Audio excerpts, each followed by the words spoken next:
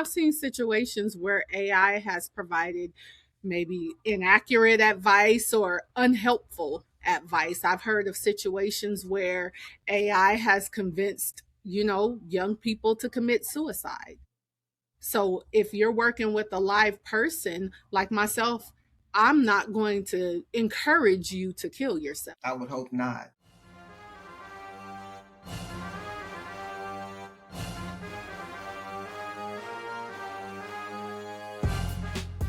Everybody, welcome back to another episode of Educators Game On.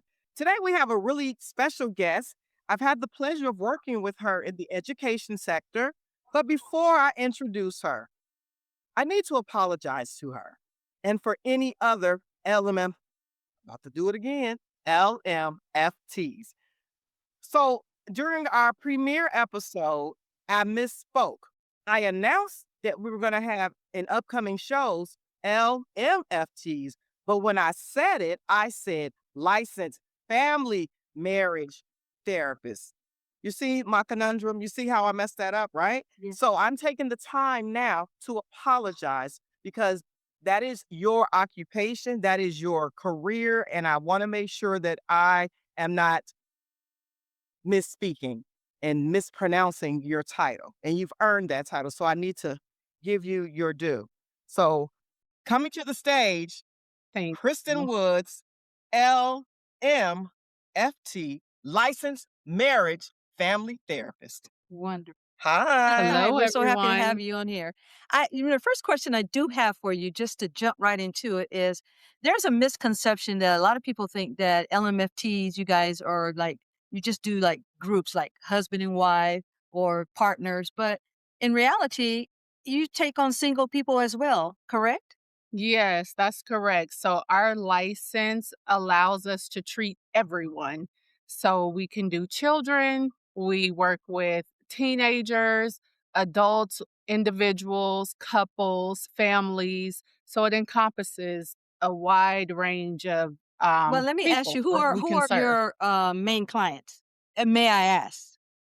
I primarily serve adults, individuals, and then Great, I also great, work great, with great. children. I know Rhonda has a few questions over here. I Have do. some- So that now that we have the title out of the way, I would like to know what drew you to this occupation? What was it that made you want to become an LMFT? Well, to be honest, I had graduated with my bachelor's and I decided to pursue a master's degree. So when I started the master's program, I started out in special ed. So I was going to, at the time, I was working for the school district as a sub teacher, and I did a lot of special ed classes. And so I decided, okay, well, I kind of seen the dollar signs, and I'm like, well, I'll just go and pursue a master's in special education and I'll become a special ed teacher. Well, after 1 to 2 classes into the program, I said, I don't want to retire in a classroom. And so I was talking to my best friend who was also pursuing a master's degree. And she said, well, why don't you do psychology, counseling psychology? And I'm like, well, what am I going to do with that?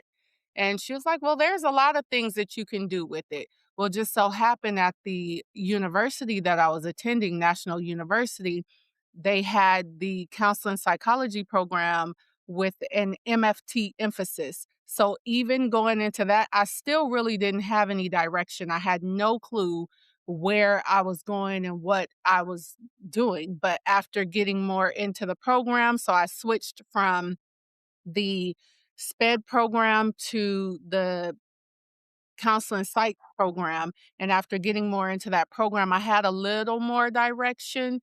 But even upon like graduating, I still didn't know exactly where I was going. So I'm thankful for all of the jobs that I had because they helped me to get to where I am today.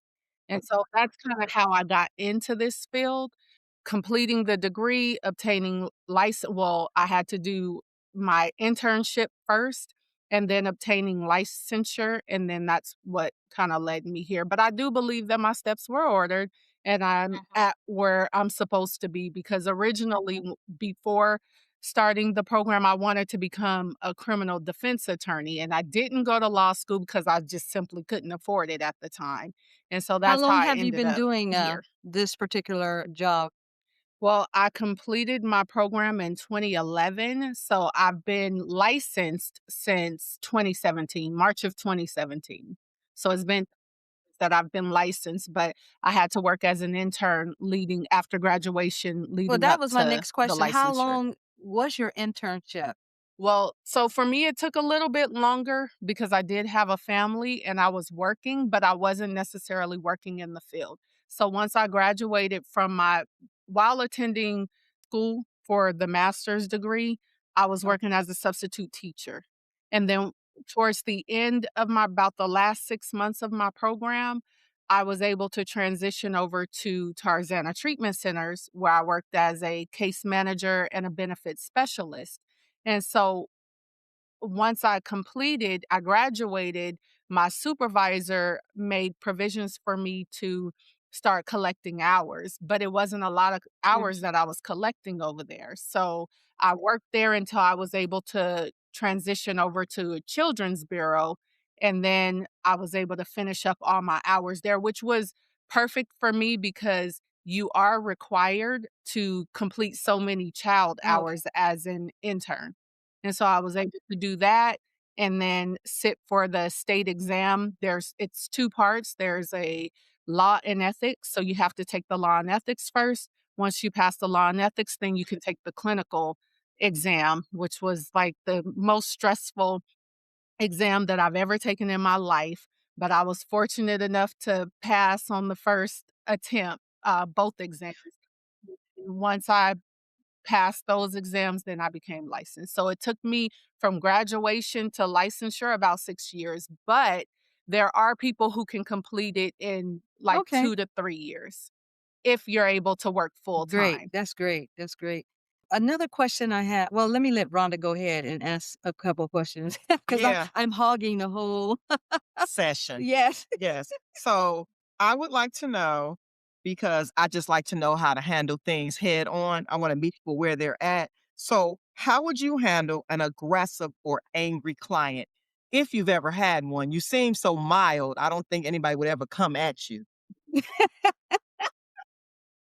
So the way I would handle an aggressive client, which I have not had, I've had verbally aggressive because sometimes people are dealing with Mhm. different life situations that cause them to become aggressive. It doesn't have to necessarily have anything to do Right. with you or me in my practice, but they're just frustrated with life. And so the way that I would handle an aggressive client is to de escalate them. I would talk to them, I would validate their feelings and try to get an understanding of, what they're experiencing, what triggered them or caused them to feel that way, and help them to work through and resolve whatever issues that they're Okay. dealing with. How has the family unit evolved since you've been working in this field, or has it been evolving for the better or for the worse? Well, I think that it's a continuum. So it's evolving, but Hmm. there's still a lot of work to do. And so, but I do want to ask a clarifying question. Are you referring to my family No, unit Yeah. people or in general. people in general? When when you are giving them Okay. therapy, how has that been impactful for the family unit? I should say that. I would say it can help decrease some of the issues that they're Mhm. having as a unit. Improving communication, and Yeah. communication is key, it's critical because a lot of problems that people have can very easily be resolved when they're talked about, and so those simple conversations, just Mhm. learning how to listen and listen for understanding. You may not always necessarily Mm. agree, and that's okay. But learning how to listen and understand where a person is coming from, what it is that they're trying to communicate with you is helpful in improving So, the would family having dynamics. said that, I guess that's the number one important factor when trying to bring the families back together is communication, correct? Absolutely. Absolutely. Now, what the mental health that you have to deal with yourself because you're listening to people's problems every day. how do you deal with your mental health? Self-care. So I try to do a lot of self-care for myself. I love spa days. Exercising is helpful for me. Sometimes I just come in my room and I'm like, okay, I need a moment. I need some time for myself. And then really just setting boundaries, you know, recognizing that it's okay to say no. I don't have to Mhm, show up for everyone and just giving myself time and space to enjoy life mhm, and kinda mhm. decompress. Love to vacation, so that's another way that I take care of myself. Because you do deal with a lot, you deal with a lot of personalities, you deal with a lot of different feelings and emotions and problems that people experience on a day-to-day basis, and so you do have to take Right, that time I for agree with that. yourself. What does a typical day look like in your current role? So, what I didn't share earlier is that I do also work for the district as a social emotional learning specialist. In that role, you do have to be licensed, a licensed clinician, whether it's a licensed marriage and family therapist, a licensed professional clinical counselor, or a licensed clinical social worker. And so, in that particular role, my day to day is working with the kids, showing up for the kids every day, assisting the teachers, providing them with tools and strategies to help the students in their classrooms. I run groups. Those groups can consist of trauma groups, social skills, anger management, foster youth, and homeless youth groups that I run, and then also Okay, working with the parents. And then on the private practice side, because I do have that, that consists of me seeing the clients that I have for the day. I love working with the kids in the district, but I also love the private practice because it gives me that freedom and flexibility. So the beauty of that is I oh, get that's to good. Right. set my own schedule. So when I want time off, I can take time off. If I want to schedule breaks during the day because I have appointments and things that I need to attend or I need to deal with my own children Oh, that's and good. family, I'm able to do that. And so, yeah, I love it. And so that, and then, once you're done with, or I'm done seeing my clients, I am Mhm. responsible for documentation. So that's note taking and just making sure if I have referrals that I need to complete because I have clients who have higher needs and may need like a psych eval, I may refer them to the psychiatrist. Or if there's other resources that they may need, I Great. provide them Now, with that let me as go well. back to the education. Do you need a master's degree? For a license, yes. So, in order to become a licensed therapist, you have to, of course, have a master's degree. Once you complete the master's degree, you have to have 3,000 hours. So, you complete the 3,000 hours of internship, while you're in school. So the school that I attended and other campuses may be different, other universities may be different, but the university that I attended, one of our requirements, we had to complete 200 hours as a trainee before graduation. One thing I did appreciate about that is we were required to complete, and this is many years ago, so my numbers may be a little off, but I believe it was 24 hours as a client myself. So I was required to go to therapy. And I appreciate that because it gives you the opportunity to experience what it feels like. You do that, complete the 3,000 hours, and then sit for So, the what's the exam, the retention state rate exam. for LMFTs? Out of curiosity. Well, it depends. There's some that once they become licensed, then they venture out on their own. And there's a lot of things that we can Mhm. do in this field, a lot of things. So it's not just therapy. I actually have a cousin who's also a LMFT who does a lot Oh, of corporate training. And then we can do crisis response. So there's organizations and companies who will contract you to respond to crises. So, for instance, I'm just throwing something out there like 9/11. You may get a call to go out and respond and provide services to those, or if there's a shooting at a McDonald's, you may go and respond, provide support to the staff and, anyone connected to those events or Okay, so you situations guys that have you occurred. guys just kinda it almost reminds me like a FEMA, but in the different, Mhm. avenue, but at the same time, it's almost similar where you guys are put into the different areas that need help because of a crisis or something that has happened. Yes. And then just to kind of go back to licensing, one thing I do appreciate about California is that we are one of the strictest states. And so there's this Mhm. thing called reciprocity. So I am also licensed in Okay, cool. Nevada. So I can practice in Nevada.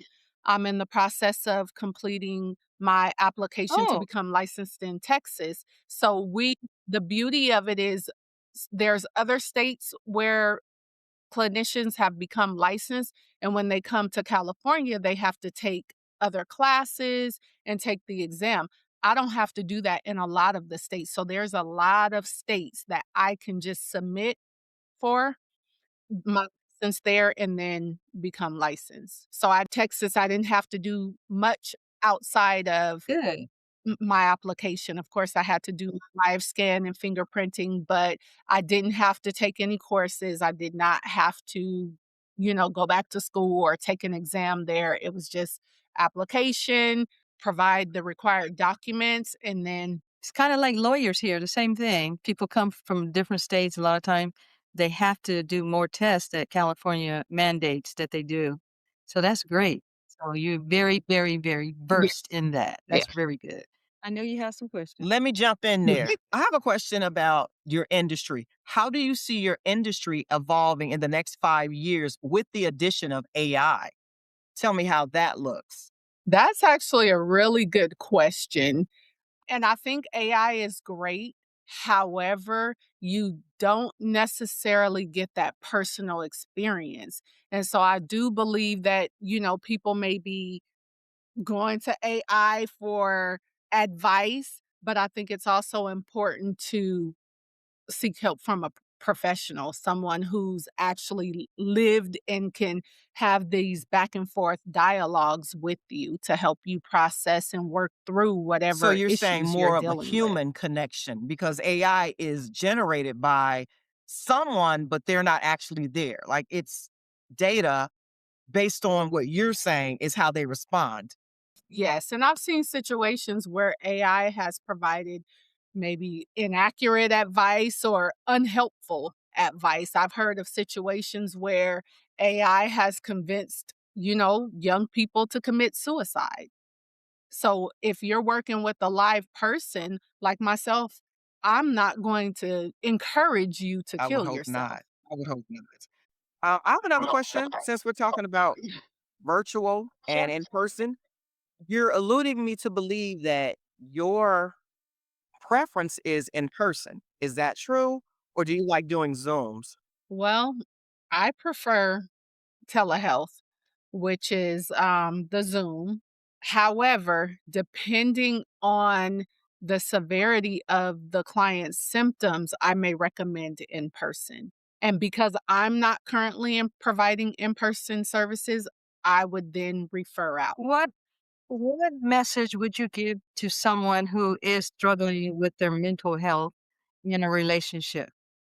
Whether it be toxic or even if it was a healthy relationship, because even you can have a healthy relationship and still have mental, health issues. What message would you give to somebody who's struggling with that? I would encourage them to seek help. Seek help, work on yourself, do that self work because if you're no good, then what good are you to your relationship? And so I think it's extremely important to Okay, prioritize good. your mental So health. in your particular field, do do we need more LMFTs or is the market saturated with him? No, we definitely need more. I'm seeing, and it's very interesting that you asked that question. When I graduated from my program, I had a difficult time finding an internship where I Mm, could work full time.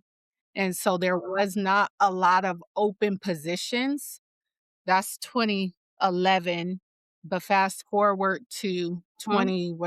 2026, there's a high need for clinicians. And so now agencies Mm, are offering bonuses for mm. people to sign on. Well, as the social emotional learning specialist with the district, there that when I first started in my role, the position was only open for a certain amount of time, maybe a month, maybe 2 months, and now it's continuous. So there's no close date on Well, it because they need people. LMFT for me, it comes brings to mind like a social worker. Is that similar? Not necessarily. There are, and I don't know, social work is not my scope of practice, so I don't know everything that they do. What I do know is they work a lot Mhm. with like DCFS.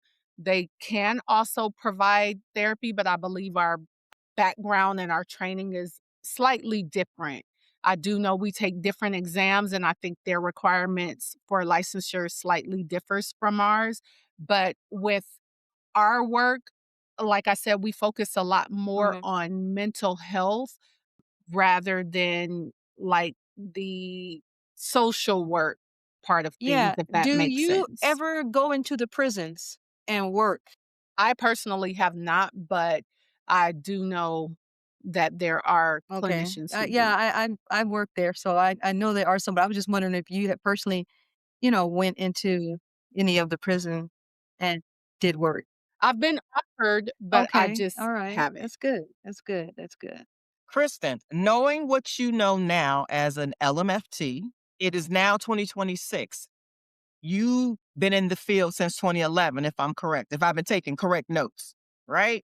What advice would you give Mhm. someone graduating Yes. from high school and they wanted to follow in your footsteps? What would be the first thing that you would tell them to do as far as their education? What would they need to attain? And then as far as their temperament, what type of person would you advise them to be in that field? Well, I would tell them first to keep going because you have to, of course, complete the bachelor's in order to obtain the master's degree. And then once you have master's, then you can become licensed. However, my bachelor's degree, it was in sociology with a minor in criminal justice. So you don't have to necessarily have a bachelor's in psychology. You Right. can get it in anything.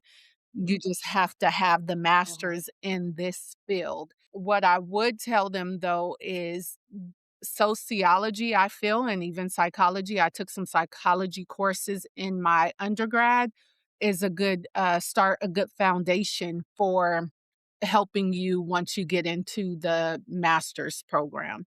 And then what I would also encourage them to do, your temperament, anybody can get into this field. You know, I come from a background of trauma. I've experienced trauma. I was involved in a shooting, or I was the victim of a shooting in when I was about Mhm. 21 years old. And so what I didn't know then after that shooting is that I was experiencing PTSD. But now knowing what I wish I knew then what I know now, because I didn't go to therapy, I did not seek help, and that was something that I really struggled and dealt with for many years. And so I would encourage anybody, one thing that I do appreciate about being in this field is that it has helped me evolve on a personal level and helped me in dealing with different situations and identifying my feelings and emotions and learning how to have Mm. healthy conversations.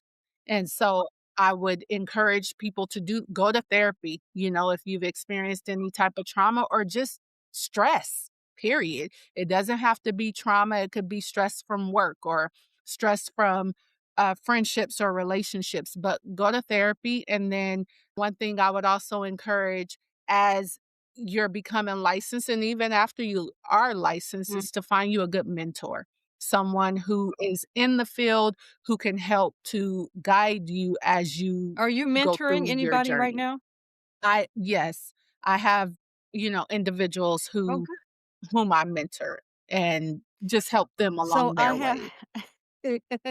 I was getting ready to say, she be mentoring me all the time, but I didn't want to go ahead and put it out there. Yeah, she be mentoring me. listen. Are there a lot of minorities in this particular field, or and if not, do we need more? Do you encourage people of color to get into this field? Because a lot of times you can go to a therapist that can't even relate to you because they know nothing about your background, your different, what I'm trying to say is your ethnicity. They don't know nothing about it. So they're giving you advice based off of what they think, but they really don't know anything about the black culture, the brown culture, you know, whatever, the Asian culture. A lot of times they don't know anything about that. They're going on book knowledge, something that they read.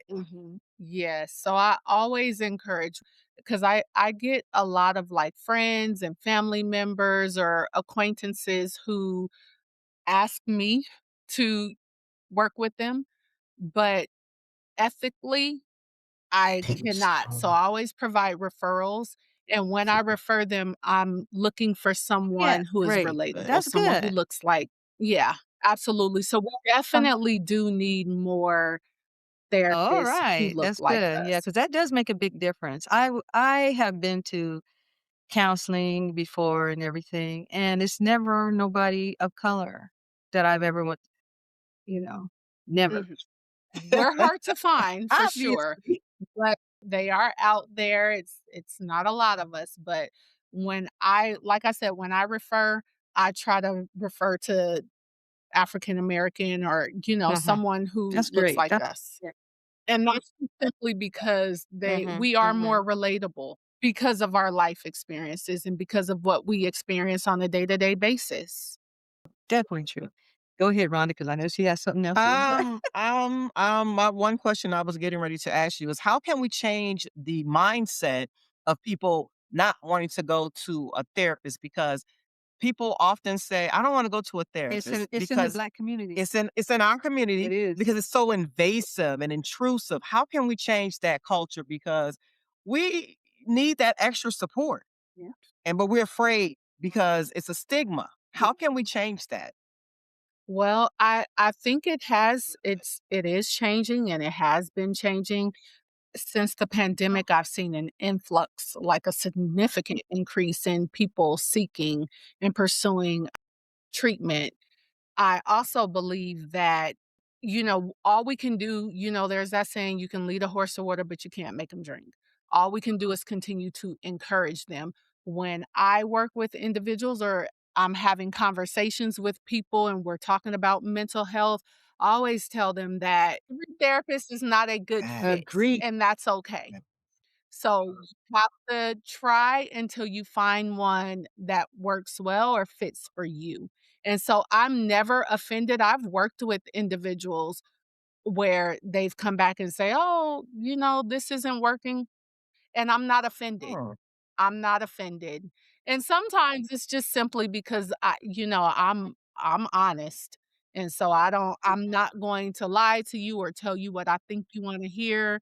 That's not my job. My job is to help you get to a better place. And so if I'm not being real with you, Well, I'm doing you a disservice. And so I have had clients in the past where and it's not a lot, but it happens where they're like, "This isn't working," and Mhm. I'm not offended at all because, like I said, every therapist is not a good fit, and if it's not working, you're more than welcome to reach out to your insurance panel to get another referral, or if you would like, I can provide you with some. And so we just got to continue to encourage people, continue to have those conversations. And I think, social media plays an active role in with a lot of therapists and life coaches who are speaking out on those platforms that where they see, okay, there are relatable people out here where we can go to and seek What is the treatment or normal seek help. time?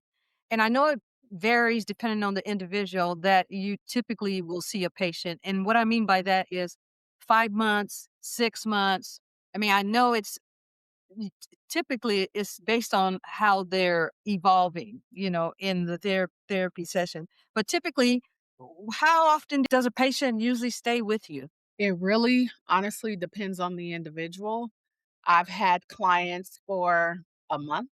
I've had them for 6 months. I had one client that I've been Oh. seeing for about 4 years now. And so it just really depends on them, how much work they're doing on their own.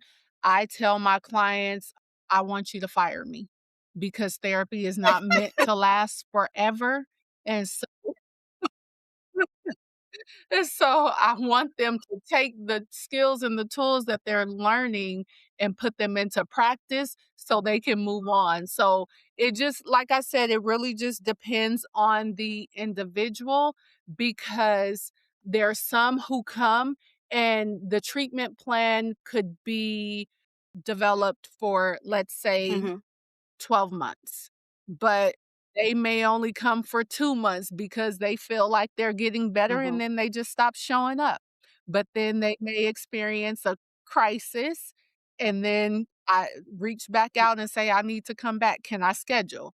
And so it just really depends on the client, but I would say anywhere from roughly 2 to 18 months ideally. And the reason why I say 2 is because sometimes there's clients who are just dealing with, like, Mhm. work-related stress, and so they're just coming to kinda learn some skills or some tools to help them with that, and once they're starting to feel better, then they decrease. But what I typically do, depending on the severity of the symptoms, after the initial assessment, I may see them on a weekly basis, and as they are improving, will decrease the frequency to twice a month or once a month Okay. and then go That's great. from That's good. there. And so usually you can reevaluate after if they're coming consistently after 6 months and then determine if you're going to continue with treatment or if it's a good Okay, so I time to know where to send terminate. people when they need therapy now. I yeah. Yeah, absolutely. Of course not. Of course not. You Yes, Okay. the people you exactly. know. I have a question for you. How do you deal with a client who you're seeing, but as you are going through their history, you realize you need to get the other party that's involved with them in there as well. Like you feel like it's going to be no good without the other person. How good are you at persuading them to bring that person? Or does that ever happen? I don't persuade. So one thing about therapy, my job, my focus is my client. However, if I feel like these external relationships are impacting their overall mental health and well-being, then that's a conversation that I'll have with the client and I'll offer, "Hey, we can invite them into the session." Even if they come into the session, my Priority. client is Okay. still my client. And so my job is to work with them, but we can invite, like I said, the other parties into the session, but that Mhm. doesn't become a regular thing. Well, you've answered a lot of questions that we didn't know beforehand and some that we did, but Right. we wanted to get clarification from the expert in this field, which is you. And we're so happy that you took the time out to even come over here as a guest. And we would like to see you back again maybe later on down the months from now. We'd like to have you again to talk a little bit more because this is a really wide, broad subject. It covers a lot. And we just really just touched the surface talking Yeah. to you, just touched the surface right now. Would you come back? Would you come back? Thank you. Absolutely. So I do, yes, absolutely. And I do appreciate you thinking of me. Thank you for inviting me onto your show. I'm very happy to be here and happy that I was able to share this information with you as well as your viewers and listeners. And so I would love to come back whenever you're ready for me. Just We will. Is there any way that if people that are watching this, when they see this episode come out, that they can reach you yourself, because we're here to help you also. Not that you need it. We're just here to make sure people can reach out to you if they want to. Because your phone blowing up during this time. So we know you busy. We're going to keep you busier. yes, I have 2 IG pages. One of them I'm not very active on. And that one is it's on Instagram, it's at Okay. Kristen the Therapist, and so that's the spelling of my first name, KRISTENTHE, therapist,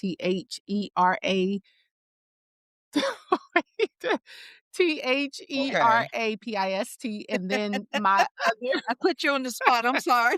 the other one is And then my other Instagram is at the real Chrissy Love. So it's RealKrissylove. And so you can always reach me on there. You can send me a DM. And again, if there's any referrals or resources that I'm able to provide, if you're looking for a therapist and I'm available and I have openings, I'm willing Great. to And work with you. different types of medical insurances you take, or is it cash? Out of curiosity, because I am Okay. paneled with Kaiser. So I do have a lot of referrals that I get from Kaiser. And then I'm also contracted Oh, yeah. with I know. Rula. Uh-huh. And so I'm contracted with them and I am seeing their clients. And I am also Okay. contracted with Daybreak. And then Okay. I That's accept always good. cash. Cash is always good. Mhm. Yeah. Kristen, we want to thank you again for being a guest on the show. And this episode will premiere in 2 weeks, I think. 3 weeks. 3, Three because we weeks. still gotta get the other It'll one be, that we just yeah. did last week. Yes. So in 3 weeks, and we hope that you subscribe. I will. I think I'm already subscribed. And Thank thank you you. for having me.